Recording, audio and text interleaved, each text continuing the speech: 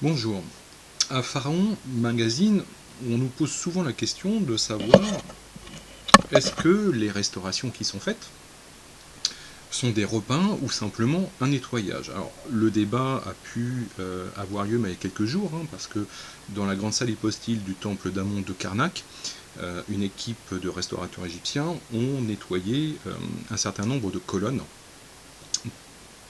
ce qui a permis de raviver en fait les couleurs anciennes.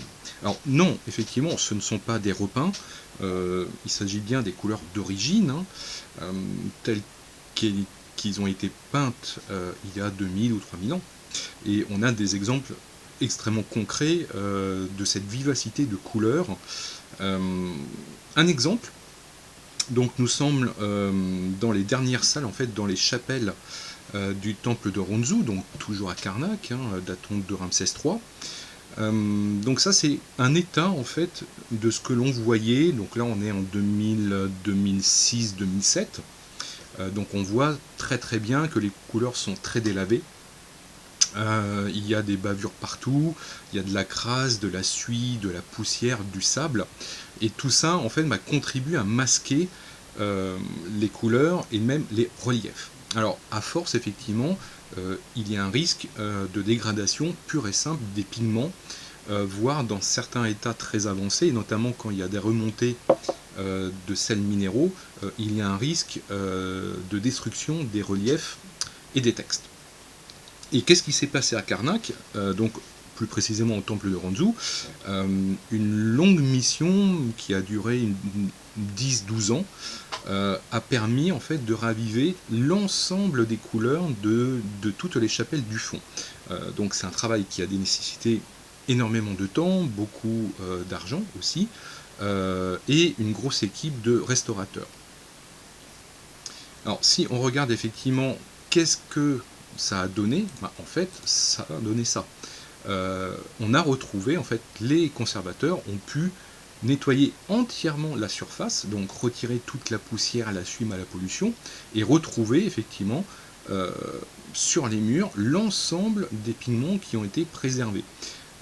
Et ça c'est très très important. Alors bien évidemment, ces pigments vont se réaltérer avec le temps. Plus vous avez de touristes qui vont voir ces salles, parce que ces salles sont petites et finalement avec peu d'aération, mais c'est un processus naturel, parce que la poussière, le vent va au fur et à mesure effectivement se redéposer et remasquer les couleurs. Alors autre situation, si vous connaissez le temple de Dendera et notamment la première salle, on a effectivement un ensemble assez important à ce niveau-là. Donc le plafond a été entièrement nettoyé. Donc ça c'est l'état en 2005 du plafond astronomique et l'état tel qu'on peut le voir actuellement. Donc on voit là aussi pareil, c'est le même processus, c'est le même principe. On a retiré la suie, on a nettoyé, on a ravivé les couleurs pour retrouver effectivement l'éclat des couleurs antiques. Et ça, c'est vraiment un résultat effectivement très très intéressant. Alors, c'est un long processus qui demande énormément de temps.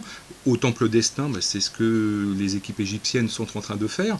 Alors même s'ils ont pris énormément de retard à cause de la révolution et de la chute du tourisme, mais on va retrouver, comme à Dendera, effectivement un plafond et des parois entièrement nettoyées.